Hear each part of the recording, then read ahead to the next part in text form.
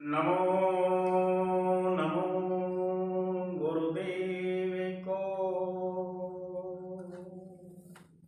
नमो कबीर कृपाल। नमो संत शरणागति सकल पाप हो क्षार। सतगुरु साहिब संत सबे दंडवते प्रणाम। आगे पीछे मत हुए तिनको जा कुर्बान। आगे पीछे मत हुए तिनको जा कुर्बान। बोलिए गुरुदेव की जय। बोलिए गुरुदेव की जय। गुरु प्यारी साध संगत, आज आपके समक्ष सतगुरु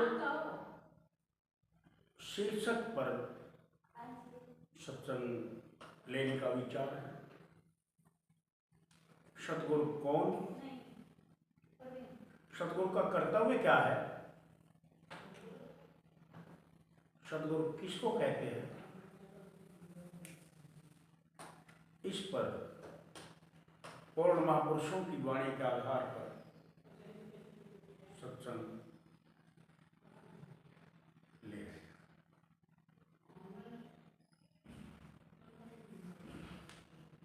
पूर्ण पुरुषों की वाणी में सतगुरु की बड़ी महिमा गाई है। कबीर साहिब ने कहा, अनुराग सागर में, सतगुरु बहुड़ी जीव के रक्षक। सतगुरु हमारे इस जीव के रक्षक हैं। तिन से कर समताई हो। तिन से मिलो, उनसे मिलो, सतगुरु से। सतगुरु मिले तो भेद बता दे, पद निर्वाण लखाई हो। निर्वाण पद को लखाने वाले सतगुरु। अब जिसको हम सतगुरु कह रहे हैं,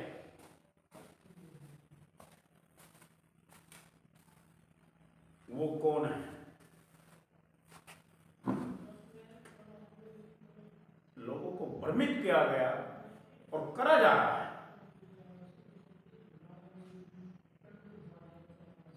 अलग अलग धर्म ग्रंथों से अधूरी वाणी उठा दी, क्योंकि अधूरा सच 1000 झूठों से ज्यादा खतरनाक है। जैसे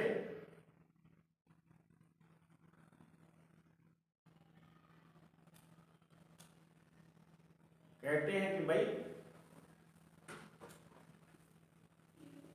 जो देहधारी मानव है वो सतगुरु नहीं हो सकता।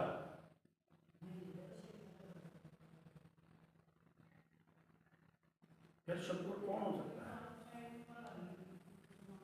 देहधारी मानव सतगुरु नहीं हो सकता, तो सवाल यह है कि सतगुरु फिर कौन हो सकता है? कबीर साहिब ने कहा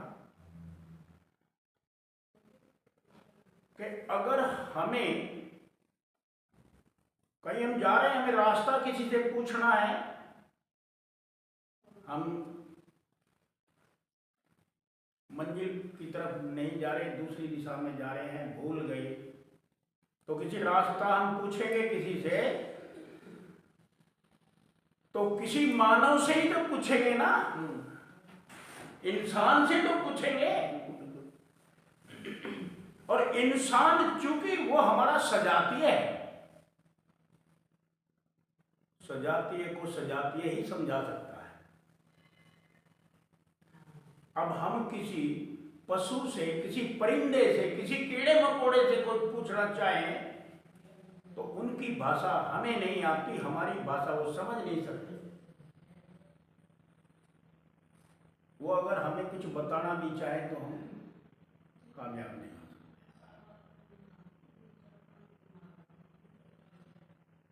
तो इसी तरह हम देखते हैं कि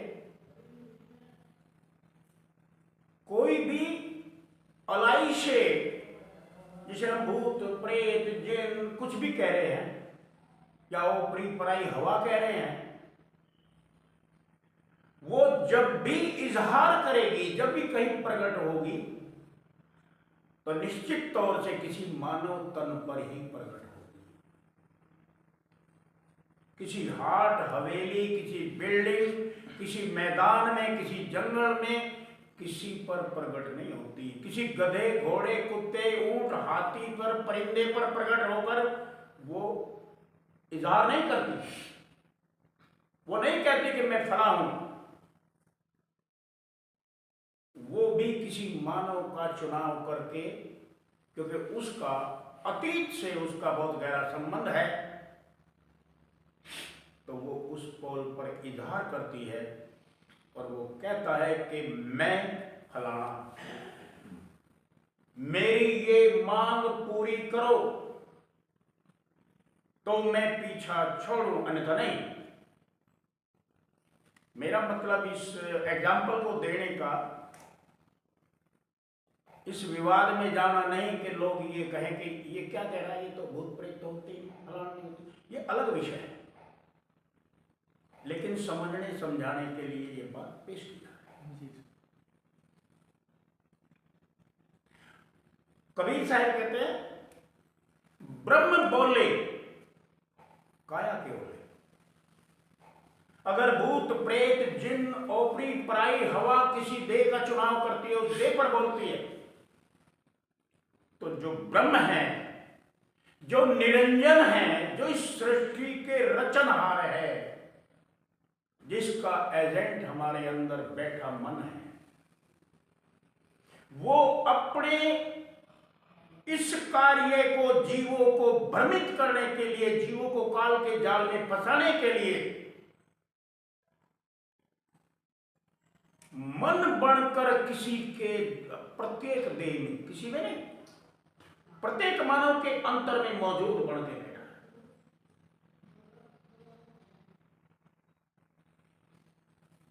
और उसने हमारी उस ताकत को, उस चेतन सत्ता को, जिसकी वजह से ये मानव तन एक्शन में है, ये बोल रहा है, चल रहा है, खा रहा है, पी रहा है, दुनिया के बहुत सारे काम कर रहा है,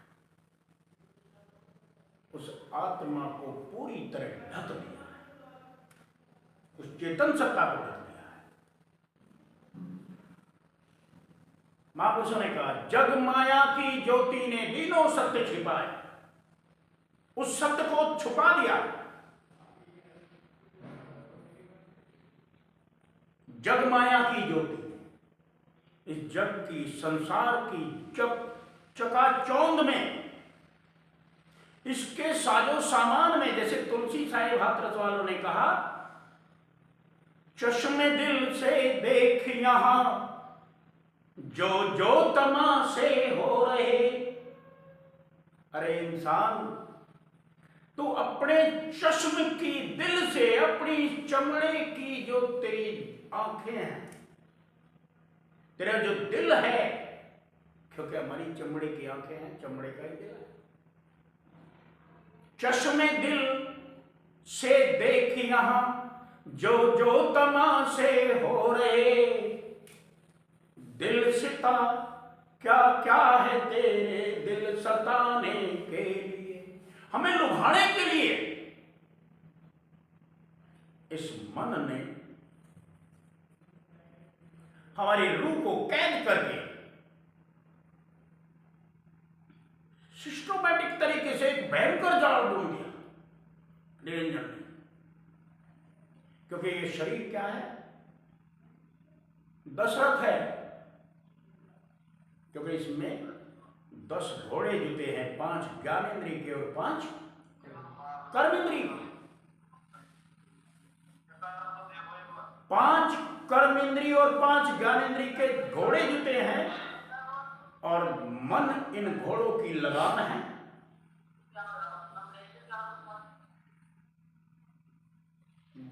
इनकी सारथी है, कोचवान है, और आत्मा इस रथ पर रथी है, राजकुमारी है। होना यह चाहिए था कि राजकुमारी के इशारे पर कोचवान लगाम घोड़ों की खींचता,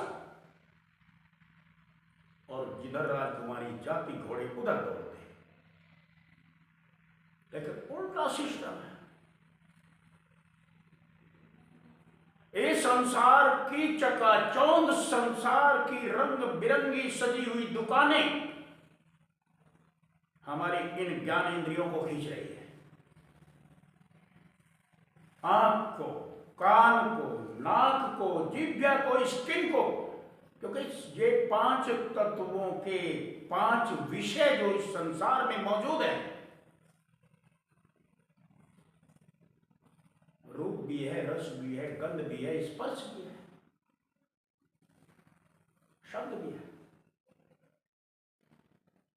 हमारी इन ज्ञानेंद्रियों को कौन खींच रहा है? ये दुनिया का, ये काल का रचना रची हुई वो दुकानें जो बहुत सुंदर तरीके से सजा रखी है उसने, हमारे ज्ञानेंद्रियों को खींच रही है। मन इधर ही दौड़ रहा है। हम वासनाओं के वशीभूत हो जाते हैं।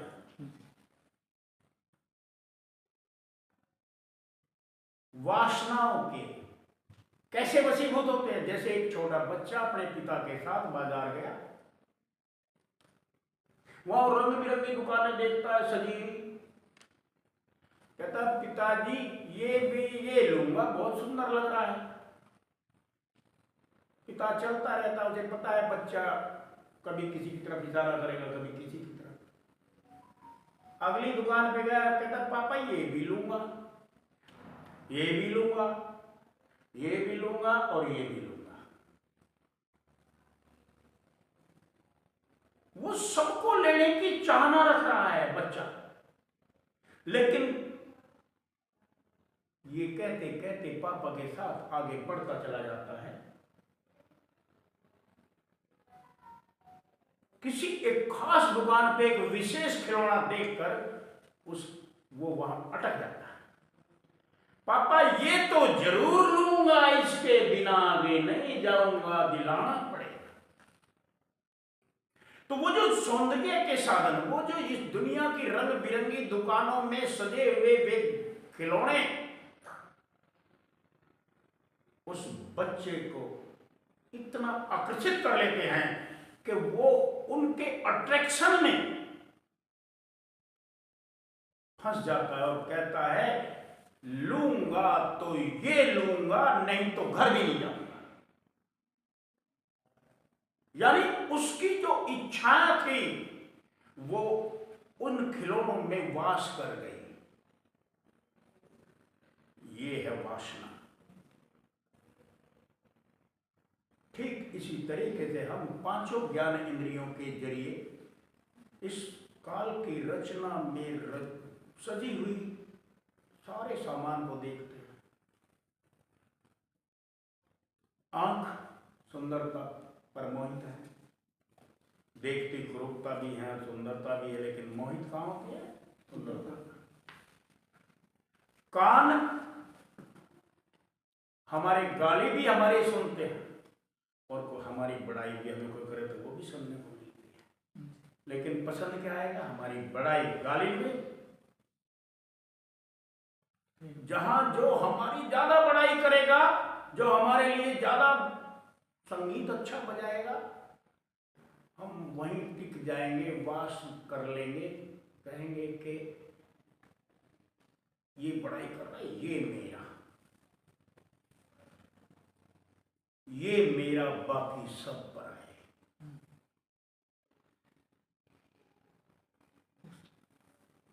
कोई हमारी बड़ाई करे तो ये मेरा बाकी सब पर है।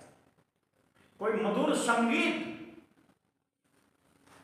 बज रहा हो और ऐसा संगीत बज रहा हो जिसके अंदर इतना अट्रैक्शन है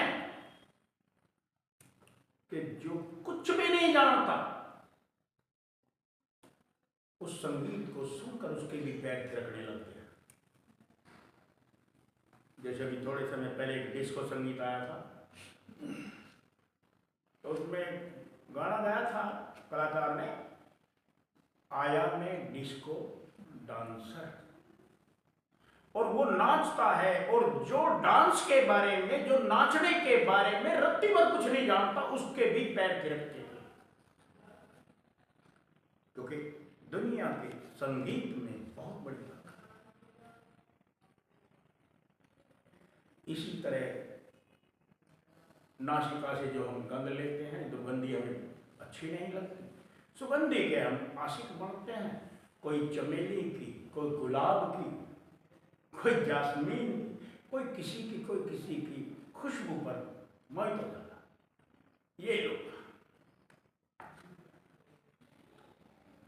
आगे चले, दुनिया में रस है, रस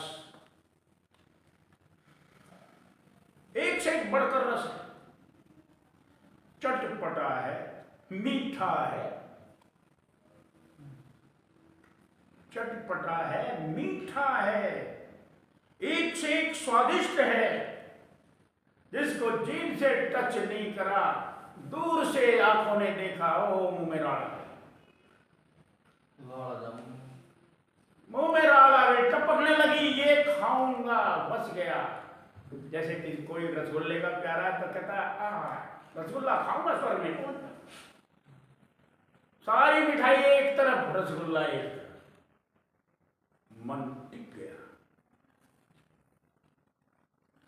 इसके आगे चले पांचवी ज्ञानेंद्रिय हमारी, जो हमारी स्किन है। हम दुनिया में शीश महल बनाए, हम हीरो से जड़ा महल बनाए, स्वर्ण महल बनाए, लेकिन जब हम रेस्ट करना चाहेंगे, जब हम आराम करना चाहेंगे, आनंद लेना चाहेंगे, तो लचकदार शौक चाहिए, डेवलप चाहिए। कोई हीरे पे, जवाहरात पे, सोने पे नहीं सोएगा, कोई मार्बल या संगमरमर पे नहीं सोएगा। ये 5 विषय इस संसार में, 5 विषयों के जरिए हमारी 5 ज्ञानेंद्रियां बाहर भाग रही हैं। कितनी अद्भुत रचना ढालने के लिए, कोई कितना नासमझ हो वो भी इनकी तरफ आकर्षित है, और कोई कितना जबरदस्त बुद्धिजीवी हो वो भी इनकी तरफ आकर्षित है।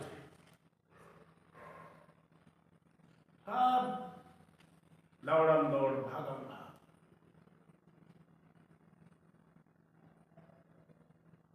तो ये मन घोड़ों के जरिए इधर दौड़ रहा है। जिस भी ज्ञान इंद्रिय ने जिस चीज का स्वाद चखा, उसका स्वाद हमारी ये ज्ञान इंद्रियों ने लिया, मन के माध्यम से बुद्धि को, कोचवान को सप्लाई हो गया, 1 सेकंड के लाखवें हिस्से में सप्लाई हो गया। इधर हमने देखा और इधर सप्लाई हो गया। बुद्धि कहेगी ये रॉन्ग है, ये राइट है, ये तुम्हारे हानिकारक है, ये तुम्हारे लिए फलदायक है, ये इसमें आनंद है, इसमें हानि है। बुद्धि कहो या मन कहो, बात एक ही है। ये वो बुद्धि मापदंड है, वो तराजू है, जिस पर हमारी 5 ज्ञानेंद्रियों के द्वारा अवलोकन किया हुआ पूरा सारा सामान तुलता है। बुद्धि कहते हैं ये ठीक नहीं है, ये ठीक है। जिसको बुद्धि कहते हैं कि ये ठीक नहीं है, जिसको हमारा मन कह देगा ये ठीक नहीं है, उससे हम दूर हो जाएंगे डिटैचमेंट की तरफ। जिसको कहेंगे ये मुफीद है, ये अच्छा है, उससे हमारा अटैचमेंट की तरफ हम चलेंगे और धीरे धीरे धीरे धीरे एक हो जाएंगे।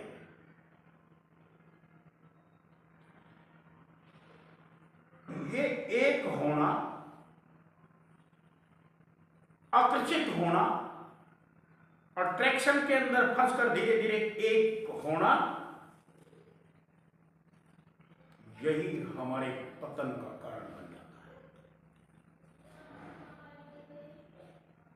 संतों ने, महापुरुषों ने, सतगुरुओं ने, जिन्होंने सच को जान लिया, उन्होंने हमें संसार में ये बातें समझाई। मत जा इधर, इधर चला जा। उन्होंने हमें कहा कि भाई तुम मन के मते मत चलो, तुम सुख चाहते हो, मन के मते मत चलो। फिर किसके मते चले? कहते हैं गुरु के मते चलो। गुरु कौन?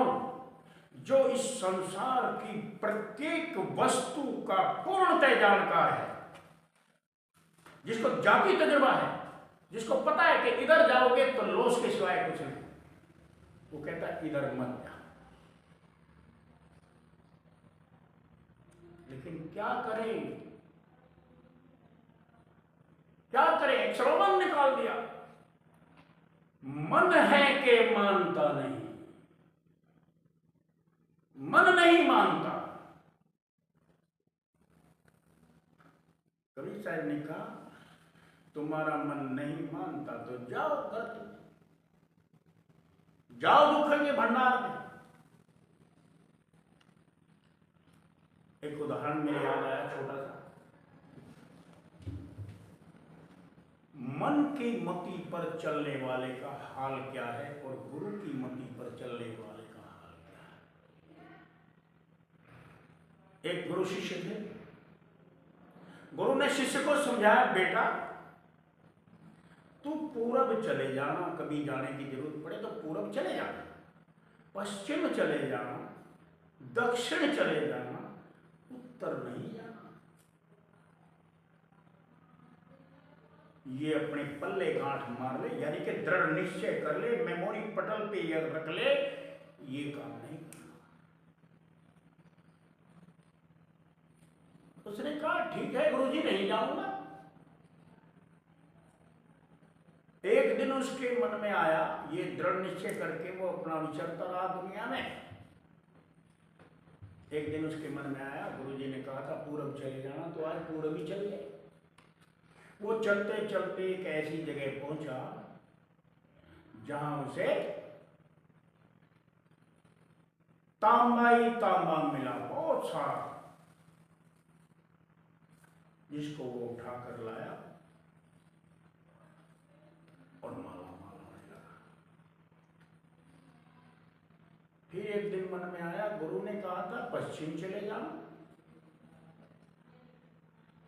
पश्चिम चलते हैं, वहां तांबा था तो पश्चिम में देखेंगे क्या है। जब वो पश्चिम में गया, चलते चलते वो एक ऐसी जगह पहुंचा जहां पर चांदी की खान थी। उसने उसका पूरा लाभ उठाया और पहले से ज्यादा और धनाढ्य हो गया। एक दिन समझ में आया, गुरु ने कहा था दक्षिण भी चले जाना।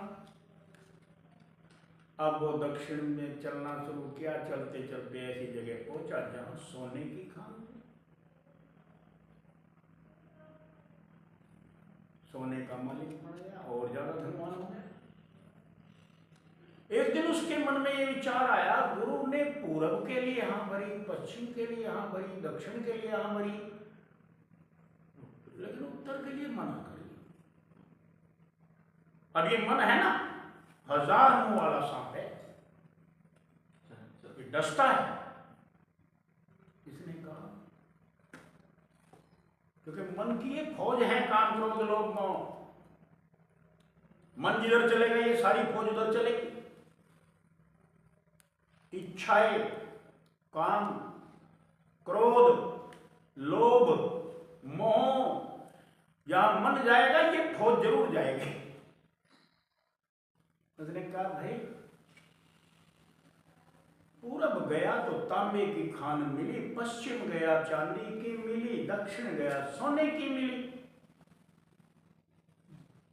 हमारे दुनिया में सब लोगों का एक बहुत अजीब सा हाल है, और वो अजीब सा हाल क्या है कि स्वार्थ पड़ता है, सब स्वार्थ में। जैसे आदमी बहुत भला मानस था, वो चला जा रहा था, उसने क्या देखा, रास्ते में एक आदमी बड़ा गर्मी से दुखी हो रहा है, बड़ा गर्मी से तप रहा है और खड़ा है। उसने उसको कहा, अरे भाई तू इधर आ जा, पेड़ की छाया में कुछ राहत मिल जाएगी। तो वो जो गर्मी में तप रहा था सोच रहा है कि इसमें इसका कुछ हित होगा, जाहिर से बुला रहा है, नहीं तो खामखा कोई क्यों बुलाए। इस मन ने उस उत्तर दिशा में जाने के लिए यही कसीदा निकाल लिया। गुरु ने तांबे की खान पे पहुंचाया, चांदी की पे पहुंचाया, सोने की पे पहुंचाया, उत्तर में क्यों मना करा। जरूर इससे बेशकीमती खजाना उधर है, वो अपने लिए रखना चाहता है। आज चलूंगा, मैं भी असलियत को जानना चाहूंगा। वो चल दिया। चलते चलते वो एक ऐसी जगह पहुंचा जो बहुत संकीर्ण रास्ता था। उस संकीर्ण रास्ते से गुजर के, दुखी होके, तंग होके, एक और छोटा दरवाजा था, उसमें से निकला। उसमें से निकल कर जब वो गया तो बड़ा लंबा चौड़ा खाली मैदान पड़ा था। वो देखने लगा किधर क्या है, किधर क्या है। घूमते घूमते उसमें बहुत सारे कमरे थे। एक कमरे में वो गया तो एक आदमी चक्की चला रहा था।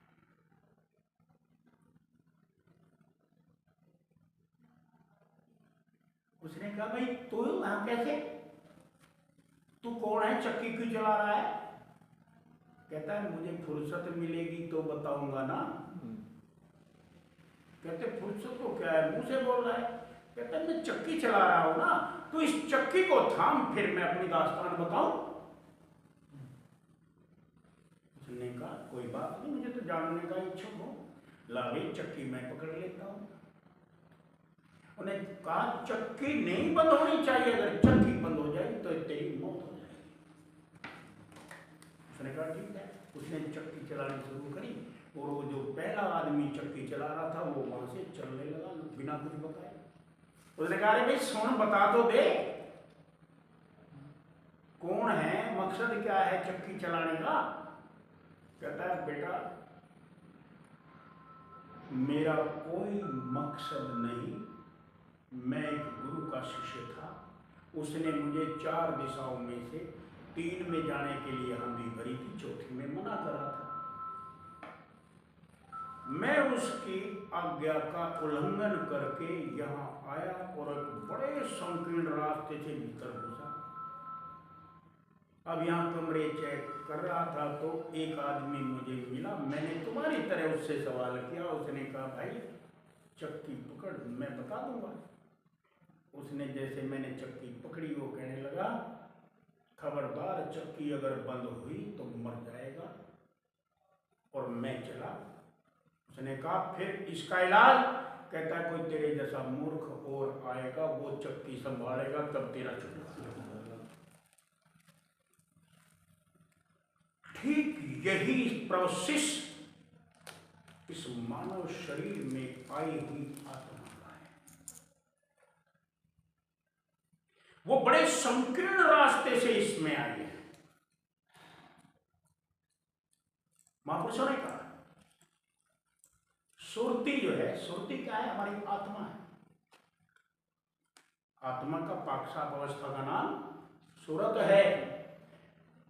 और वो जो जिस स्रोत से, जिस रास्ते से इस मनुष्य देह में आकर कैद हुई है, बहुत बारीक है। कैसे आई थी वो, महापुरुषों ने जवाब दिया इसका। गुरु ने जवाब दिया, सतगुरु ने जवाब दिया। जैसे कबीर साहब ने कहा, जब दुनिया में आए उन्होंने कहा, हमारी दुर्गति देख के, हो तुम हंसा सत्यलोक के। अरे तुम्हारी दुर्गति, तुम हंसा सतलोक के पड़े काल बस आई हो। मन स्वरूपी देव निरंजन तुम्हें राख भर माई हो। निराकार निर्गुण है माया तुमको नाच नचाई हो। चरम दृष्टि का कुल्फा देके 84 भर माई हो। तुमको बिसर गई सुध घर की महिमा अपन जनाई हो तुम हंसा सत्यलोक के बड़े काल बस आई हो। अब जिनके भाग अच्छे थे वो संभल गए, जिन्होंने इसे मजाक माना वो फंसे गए। तो कभी साहब से जब पूछा, वार्तालाप हुई, संवाद हुआ उनके शिष्यों का जो उनके चहेते थे, उन्होंने पूछा साहिब ये आत्मा परमात्मा की अंश है जो महापवित्र है, और इस गंदगी में यहां तक का सफर कैसे हुआ? तो ये हमारा विस्तार से सभी धर्म ग्रंथों में सृष्टि रचना का जिक्र आता है। यहां मैं बात करूंगा, लंबा विस्तार हो जाएगा। कबीर साहब ने कहा सुरती द्वार अति संकरा, बहुत बारीक है। अब हम जाना चाहे वापिस, तो हमें सुरती को, अपनी आत्मा को, अपनी रूह को उस द्वार से, उस दरवाजे से निकालना पड़ेगा, तब वापिस जाएंगे। आई कैसे थी? पुरुष अंश प्रथम सही, पहले पायदान पर ये केवल सत्पुरुष का अंश ही नहीं थी, बल्कि सत्पुरुष रूप थी। काल अंश भयो, फिर वहां से नीचे के पायदान पर आई तो ये काल का मिश्रण हो गया, इसमें ईगो शामिल हो गया। फिर उसके नीचे के पायदान पर आई तो जो पहले सत्पुरुष का अंश थी, फिर इसमें ईगो मिला, काल का अंश मिला, फिर पुनः त्रिगुण लियो के 3 गुणों ने इसको घेर लिया, सत्वतम। जब 3 गुणों ने घेर लिया, तीसरे पायदान पर आई तो चौथे पे आई, क्योंकि गिरती गिरती गिरती गिरती अब यहां 5वें पायदान पर का पुरुष अंश प्रथम सही, काल अंश भयो फिर अंश माया भई, पुनि त्रिगुण लियो घेर। चौथे पे आ गए। घटते घटते यूं घटी, घटते घटते इसका स्वरूप घटते घटते, सूर्य भी तो एक आत्मा ही है ना, ये सूर्य एक आत्मा ही है जो पूरे ब्रह्मांड के लिए काफी है, और एक वो आत्मा है जो चींटी में है। चींटी का आकार कितना है, उसमें आत्मा कितनी बड़ी होगी? जिसका जैसा बर्तन उसके अनुरूप उसकी आत्मा का वजूद घटते घटते घटते। तो क्या कहा? पुरुष अंश प्रथम सही, काल अंश भयो फिर अंश माया भई 3, पुनः त्रिगुण लियो घेर, सूक्ष्म मंडल 4। घटते घटते यूं घटी, देह रूप भई आप। अब ये पंच भौतिक देह में कैद होगी, 5 तत्वों के बनाए हुए मसाले में जितने पुतले हैं सब में कैद होगी। चींटी में उतना अंश, हाथी में उतना अंश, आदमी में इतना अंश, देवत्व पद में और ज्यादा, जो बड़े बड़े ताकते हैं पृथ्वी अग्नि जलवायु आकाश, उनमें और ज्यादा। तो घटते घटते यूं घटी जीव रूप भई आप, भूल गया सब। आदि बाप से बिछड़ कर सहे बहुत संताप। हमारा जो आदि बाप है, जो सबका बाप है, जो हमारा सबका साहिब है, उससे बिछड़ करके बहुत सारे दुख उठाए। किसके लिए? इस निरंजन काल के लिए। क्योंकि एक निरंजन काल है, एक निरंजन दयाल है। काम, क्रोध, लोभ, मोह, मद, इनमें फंस जाना हमारा काल है।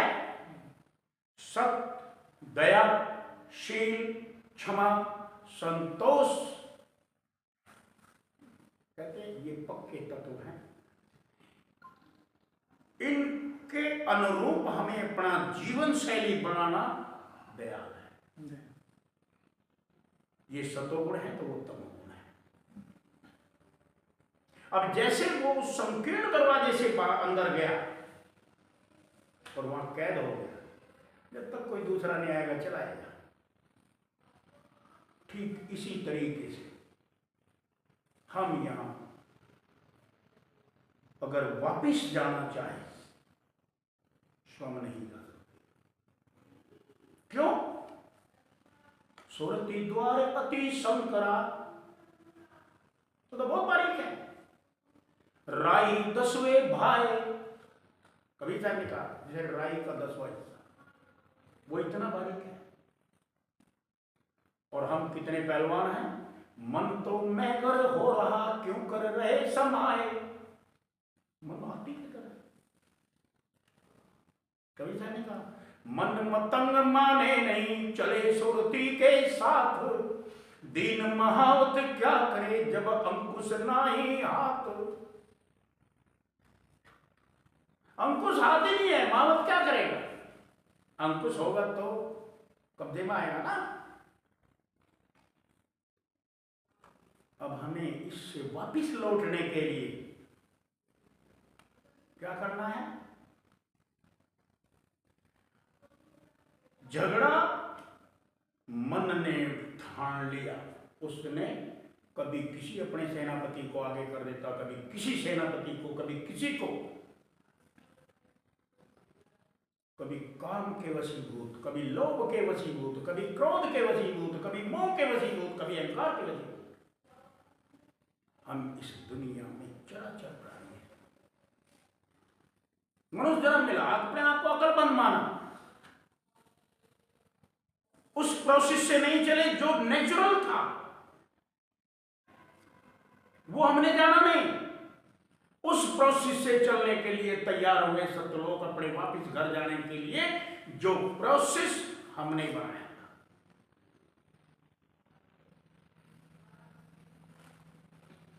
काम, क्रोध, लोभ, मोह, अहंकार की जो हमारे अंदर लहरें उठती है, उन लहरों का हमारे ऊपर एक सिंबल लगता है, प्रकट होती है कि ये इस भाव में है।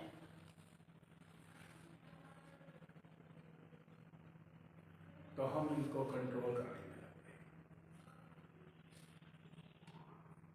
क्यों? मन है ना, मैं किसी को ये एक्सेप्ट नहीं करूंगा कि ये मेरा बड़ा है, मैं इसकी शरणागत हो जाऊं, ये मानूंगा नहीं। क्या है, मेरे से ज्यादा हाथ पैर ले रहा क्या? मेरे से ज्यादा अकल ले रहा क्या? अरे मैं खुद चला जाऊंगा। बहुत सारी दीवारें खड़ी, मैं गुरु क्यों बना, मुझे क्या जरूरत है? गुरु का हमें क्या सिखाता है? वो कहता है तुम्हारी लड़ाई मन से है तो मन ही सुलझेड़ा करेगा, मन को पकड़ो। मन ही सुलझेड़ा करेगा, मन को पकड़ो। और मन की दो आदतें हैं, मन के दो स्वभाव हैं। पहला ये स्वभाव है कि ये कहीं ना कहीं लग के रहता है, निश्चल नहीं बैठेगा। और दूसरा स्वभाव ये है कि जहां आज है कल वहां नहीं होगा। संतों ने देखा इस स्वभाव को हम नहीं बदल सकते, क्योंकि मन भी छोटी हस्ती नहीं है, निरंजन का रूप है जो इस सारी कायनात को कंट्रोल कर रहा है, दिख नहीं रहा, काम पूरा कर रहा। अब अगर हम उससे दुश्मनी कर ले तो हमें बर्बाद कर देगा। है तो हमारा दुश्मन। अगर हम उससे दुश्मनी ठान ले तो वो हमें बर्बाद कर देगा। समझदार लोग क्या करते हैं, जब दुश्मन जबरदस्त सामने दिखाई दे तो उससे मित्रता करने में भलाई है। शोरमा बनने में नहीं चकनाचूर कर लेगा। तो मित्र बनकर गले लगो, उसे हटाने की भगाने की दुश्मनी लेने की गलती मत करो। इस मन की जो फौज है, काम क्रोध लोभ मोह अहंकार, वो प्रकट उसके सिंबल हमारे शरीर पर होते हैं।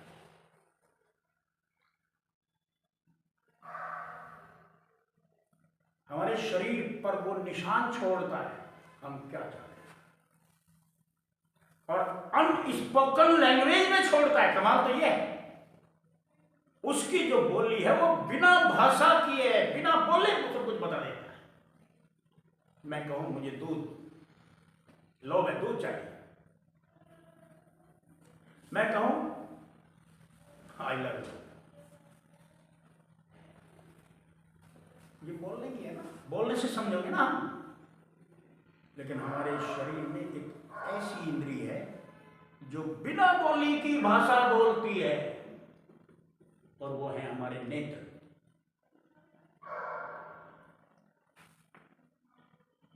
ये नेत्र बता देते हैं। क्या कहा? ये आंसू मेरे दिल की जुबान है, मैं रोऊं तो रो दे आंसू, मैं हंस दूं तो हंस दे आंसू। हमारे अंदर किसी के प्रति प्रेम है, नेत्र बता देंगे। दुश्मनी है, नेत्र बता देंगे।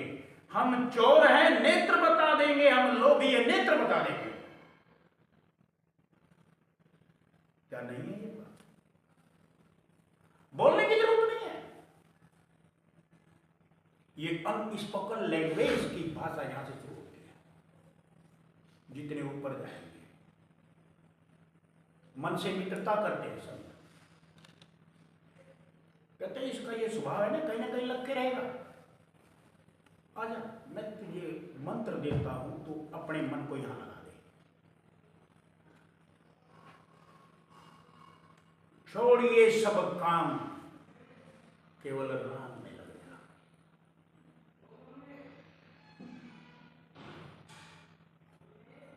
जैसे एक उदाहरण है छोटा सा, एक आदमी था, वो बड़ा परेशान था, कुछ भी चीज नहीं थी उसके पास। वो गया रोता रोता एक साधु के पास, महाराज मैं लुट गया, कुछ गया, मेरे पास कुछ भी नहीं, सारा जीवन ऐसे ही था। कोई ऐसी जड़ी दे दो, कोई ऐसा मंत्र दे दो कि मैं माला ना बना। कहते मैं तुझे दे तो दूं, लेकिन तुझे संभाल नहीं पाएगा। कहता क्यों नहीं संभाल पाऊंगा? कहते वो है ही ऐसा जालिम, वो तेरी सारी मनोकामनाएं तो पूरी कर देगा, लेकिन अगर वो खाली रहेगा तुझे खा जाएगा। अब आदमी बड़ा चतुर था, कहने लगा महाराज तू दे तो सही, खाली कैसे रह जाए, मैं देख लूंगा। उसने कहा ये ले बोतल, इसमें जिन है, और तू इस जिन डांट, बोतल की डांट खोल, वो जिन प्रकट होगा, वो कहेगा तू उससे जो भी रिक्वायरमेंट रखे वो फट से पूरी कर देगा। वो ले गया, बोतल में से जिन निकला। उसने कहा क्या चाहिए आपका? कहता महल बनाना है, चुटकियों में महल बना दिया। अब क्या होगा मैं मेरे आका, क्योंकि बोतल से बाहर निकल गया था जी। मुझे कुबेर का खजाना चाहिए, उठा के कुबेर का खजाना ला लिया। अब क्या होगा मेरे आका, मुझे बीवी चाहिए, उठा के ला दी। बच्चे चाहिए, उठा के ला दिए। शहंशाह बनाना है, उठा के बना दिया। अब करते करते करते करते सारी इच्छाएं पूरी होगी। अब बुद्धि ने काम करना छोड़ दिया। अब क्या मांगू? कहता अब हुक्म करिए आका, वरना मैं आपको खा जाऊंगा। वो दौड़ा दौड़ा फिर सामने बात है, महाराज बचो। क्या हुआ? महाराज बचो तो बड़ा खतरनाक है, बचने का तरीका बताओ, कैसे बचूं? कहते कि तू तो बड़ा सियाना था, चल मैं तुझे बता ही देता हूं। अब इसको एक बात कहना, जब आए, जब ये कहे क्या चाहिए मेरे आका, इसे कहना एक 50 फुट कल खंबा ला। ये लाएगा, फिर इसे कहना 25 फुट जमीन में गाड़ दे, 25 ऊपर, वो गाड़ देगा। अब क्या आता है कि जब तक मैं कोई दूसरा काम ना बताऊं इस पे उतरेगा और चढ़ेगा। सतगुरु ने जो सच की राह को जानते थे, उन्होंने कहा इस मन को जो मैं तुझे नाम दे रहा हूं, ये शब्दी नाम दे रहा हूं, इसको रटने में लगा दे। कितनी देर? चलते बैठे खड़े सोते सब में लगाए रख। अगर तूने नहीं लगाया तो पता क्या होगा, ये फिर दुनिया की वासनाओं में फंसेगा, वहां फिर बर्बाद करेगा।